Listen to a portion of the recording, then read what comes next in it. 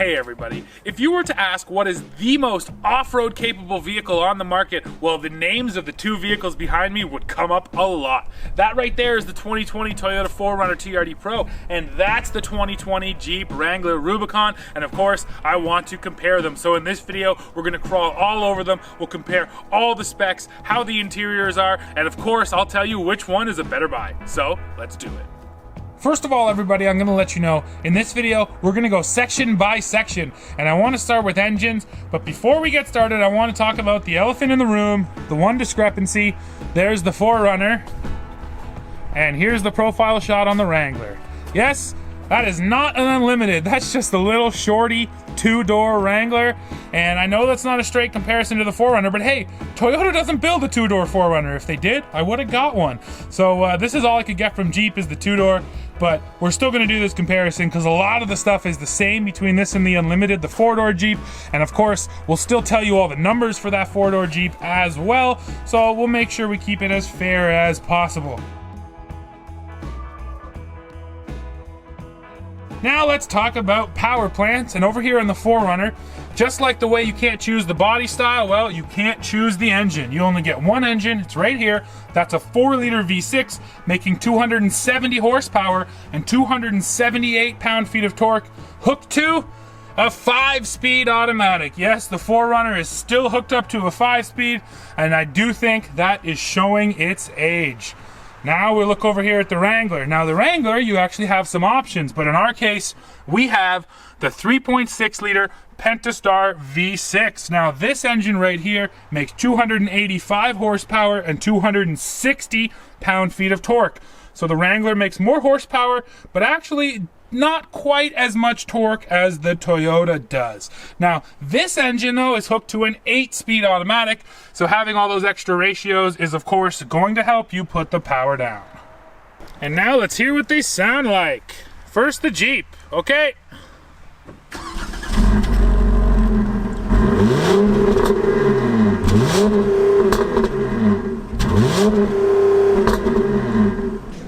Now the TRD Pro, and this should be a bit better because that is the TRD Performance Exhaust. Okay?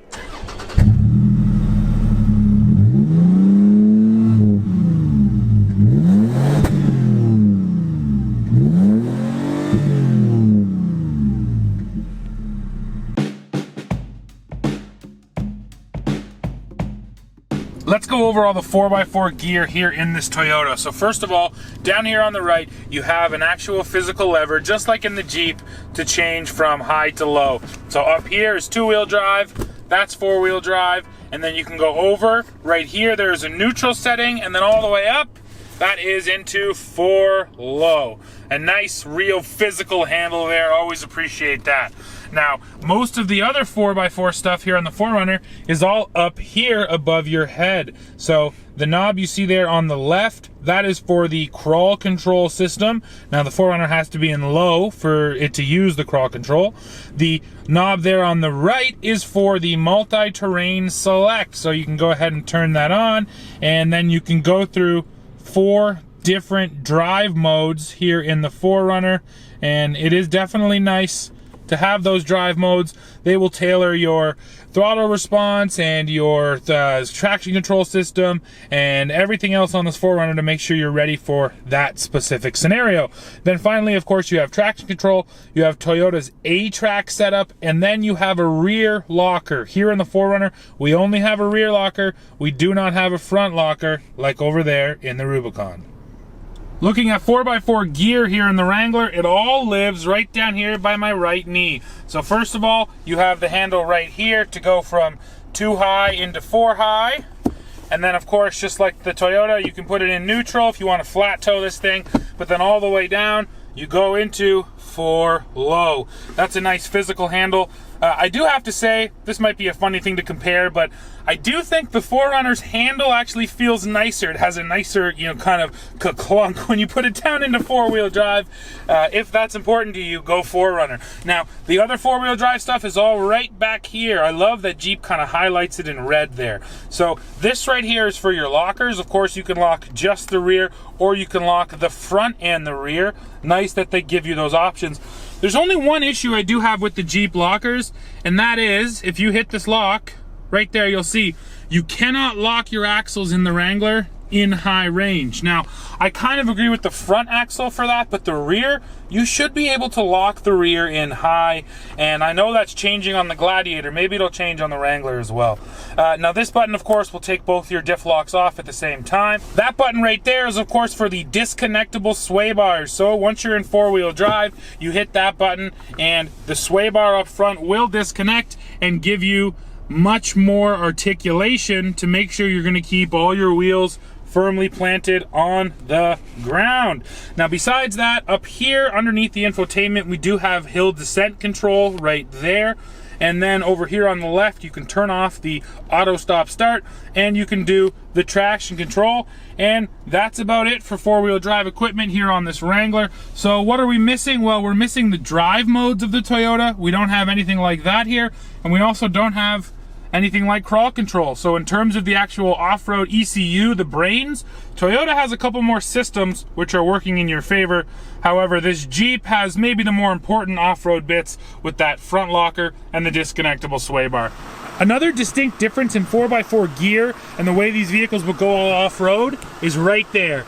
That is a solid axle. Yes, the Wrangler, one of the few vehicles that still uses solid axles in the front and in the back, whereas over here on the 4Runner up front, we have, like most off-roaders these days, a set of independent front suspension. Now these are the Fox-tuned springs because this is the TRD Pro model, a little bit more meant for high-speed off-roading. But for true hardcore off-roaders, you're never really going to beat twin axles because they just offer the best articulation. Tires here on the Wrangler Rubicon are a set of 33-inch BFG KO2s. Now the KO2s, you can see it right there, they do have the winter snowflake rating, so they should be ready for the snow. On the 4Runner, we have this set of Yokohama ice guards. Of course, these are not the stock tires. Toyota Canada fit these tires onto the 4Runner for us. And that's what's going to make this a bit of an interesting battle. These tires, as you can see here, have a lot more siping than the KO2s. That's what makes them a true winter. But the KO2 has a lot more of an aggressive tread pattern, which just should grip a little bit better. The recovery points on the Jeep are really easy to get to. They make them red, of course, just to make them stand out. That's more for the mall parking lot. What is important though is that look right up on top of the bumper, simple to get to. Now let's take a look at what's on the rear end of the Jeep for recovery. Once again, a nice red hook. You only get the one over here on the driver's side, but really easy and exposed. Now how about the 4Runner? Sadly, the hooks are on the 4Runner, but they're way down beneath here, and you really need to kind of get down under the bumper to get into those recovery hooks. It's nice that Toyota included them, but I think that if I did hook a strap up to them too, you might end up damaging the bumper. And now let's look at the rear end of this 4Runner. And, well, there's nothing obvious for recovery. There is the 2-inch hitch receiver. If you want to see where you got to hook up, we got to get down once again. Right down there. You can see the recovery hook. And actually, what's really interesting is you can also see the hookup for the trailer lights. Now, I got to tell you guys, that's a horrible place for it. You literally have to get down on your hands and knees and reach under the bumper to connect your trailer lights. That is not convenient at all. Now, if you're asking about tow ratings, that's the funny thing. The 4Runner here, it'll do 5,000 pounds. So it's actually ready for more weight. Let's look at the hitch here on the Wrangler. Much more conventional setup. There's the hitch, and there's your light hookup right next to it. And that's funny because the Wrangler hitch is going to be easier to use, but it can tow a lot less.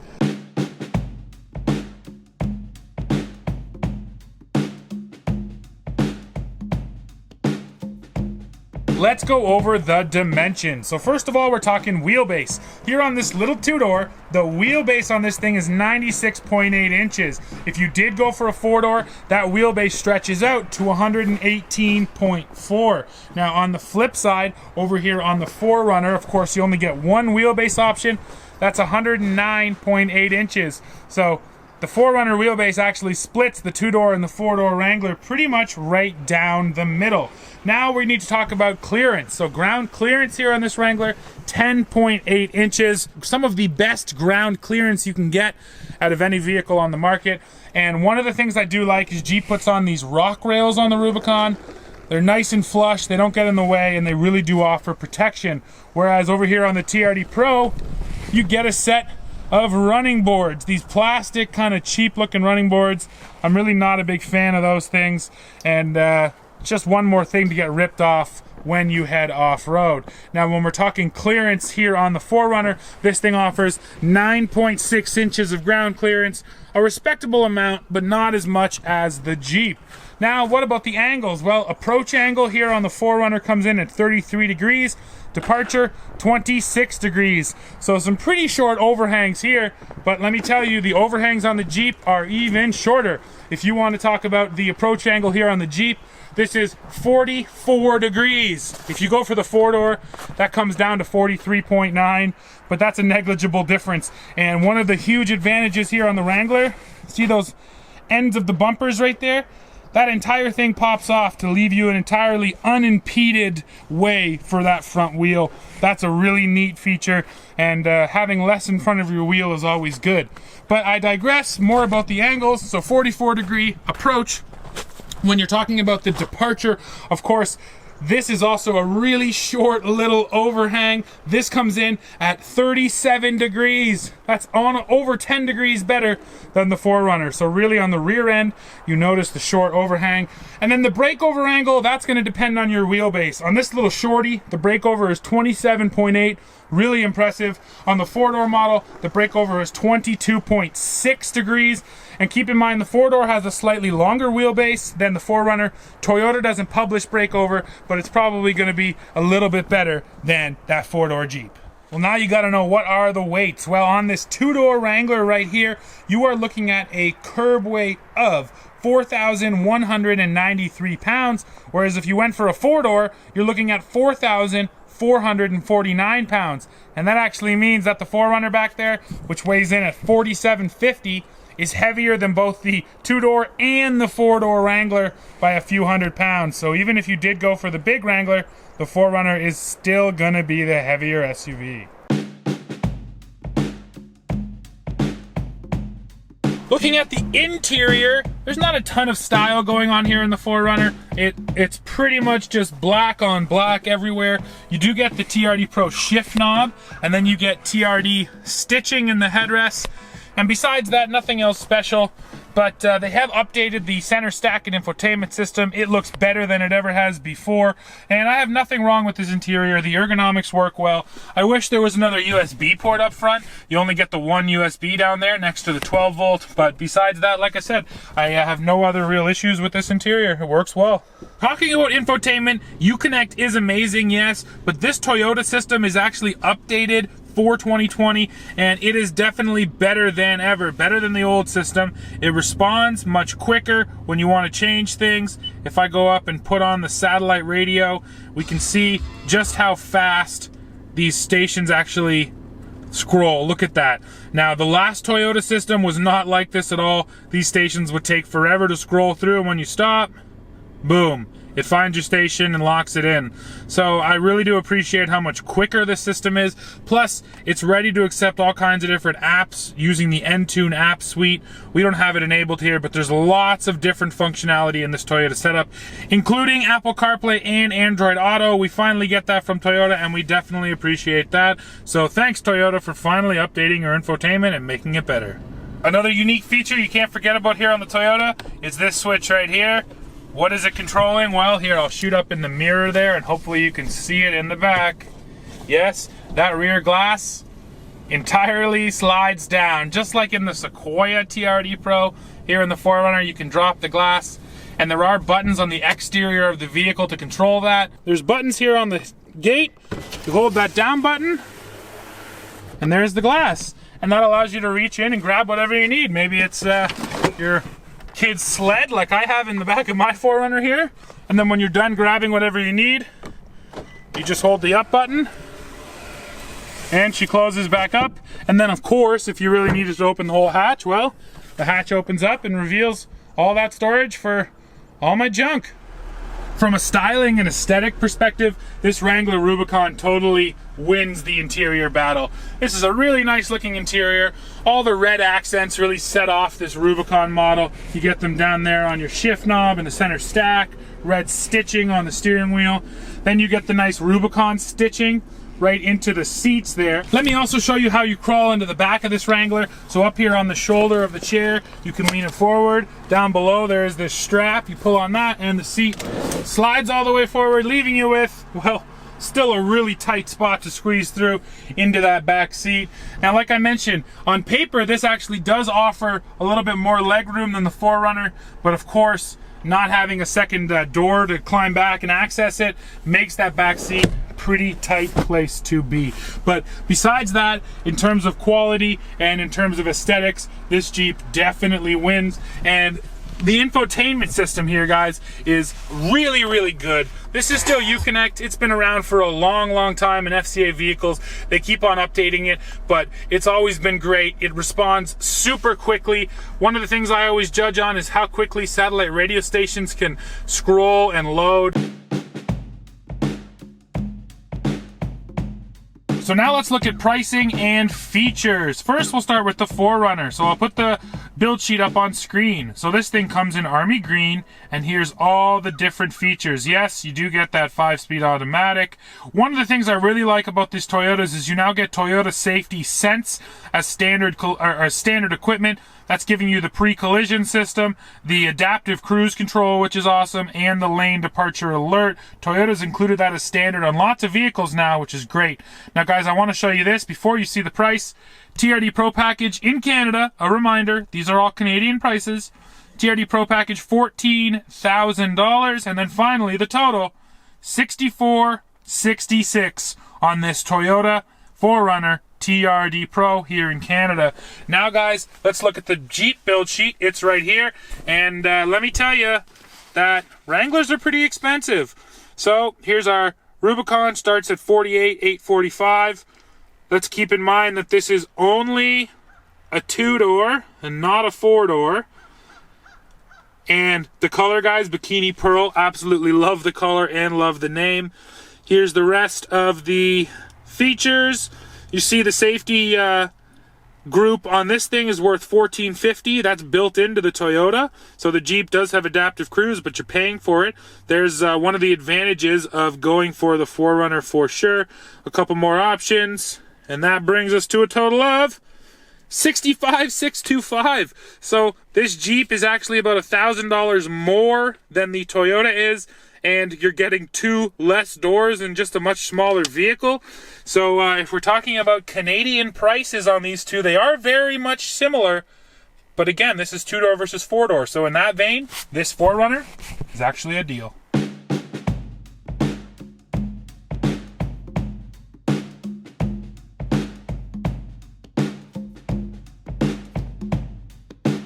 Well, everybody, this 4Runner TRD Pro right here is a formidable package. And if I was doing just high-speed off-roading, I'm taking the Toyota. Plus, it's actually a decent deal compared to the Jeep. However, if you're asking me to take a vehicle strictly to go off-road, it has to be this Jeep Wrangler Rubicon. It just has way more options than the Toyota, you know, different engines, different wheelbases. It has more 4x4 gear than the 4Runner does, and all of the angles are better. Sure, it's a little more expensive, but I think that it's worth the money all day long. So guys, that's it for this video. Make sure you go below, leave a comment, hit like, hit subscribe, and then of course, come right back to the channel as we keep bringing you the latest news, views, and real world reviews. See ya.